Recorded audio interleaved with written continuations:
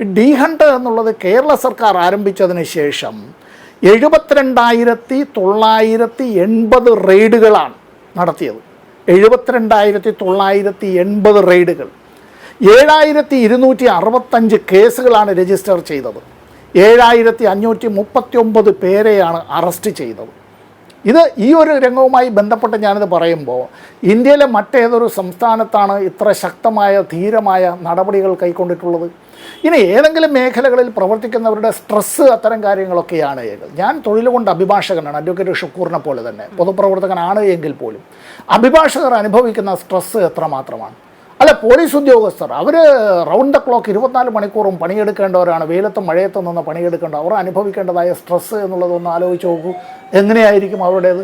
നമ്മുടെ സൈനികർ മഞ്ഞിൽ, മഴയത്ത്, അങ്ങേയറ്റത്തെ കടുത്ത ചൂടിൽ, ഈ ദുർഗമമായ വനപ്രദേശങ്ങളിൽ മനുഷ്യന് എത്തപ്പെടാൻ കഴിയാത്തടത്ത് ഏത് നിമിഷവും ഒന്ന് കണ്ണിമ ഒന്ന് ചെമ്മിയാൽ പോലും വെടിയുണ്ട തുളഞ്ഞു പോകും, ജീവൻ അപഹരിക്കുമെന്നുള്ള നിലയിൽ അങ്ങനെയുള്ള സൈനികർ ഉൾപ്പെടെയുള്ളവർ എത്രമാത്രം സ്ട്രെസ്സിലാണ് അവർ പണിയെടുക്കുന്നതെന്ന് ആലോചിച്ച് നോക്കൂ. അല്ല, ഡോക്ടർമാരെ തന്നെ നോക്കൂ. ഡോക്ടർമാർ, ആരോഗ്യരംഗത്തെ ഡോക്ടർമാരും പാരാമെഡിക്കൽ സ്റ്റാഫും അടക്കമുള്ളവർ മണിക്കൂറുകളോളം നിന്ന് സർജറി, അങ്ങനെ 14-16 മണിക്കൂർ അത്തരത്തിൽ ആ സർജറി നടത്തേണ്ട ഡോക്ടർമാർ. അപ്പോൾ സ്ട്രെസ്സ് എന്നുള്ളത് ഇത്തരത്തിലുള്ള വിവിധ മേഖലകളിൽ പണിയെടുക്കുന്നവരെല്ലാവരും അനുഭവിക്കുന്നുണ്ട്. മാധ്യമ പ്രവർത്തകർ ഉൾപ്പെടെ, സ്പോർട്സ് താരങ്ങൾ, അത്തരത്തിൽ അറിയപ്പെടുന്ന സ്പോർട്സ് താരങ്ങൾ, അവരുമെല്ലാം സ്ട്രെസ്സിന് വിധേയമാകുന്നുണ്ട്.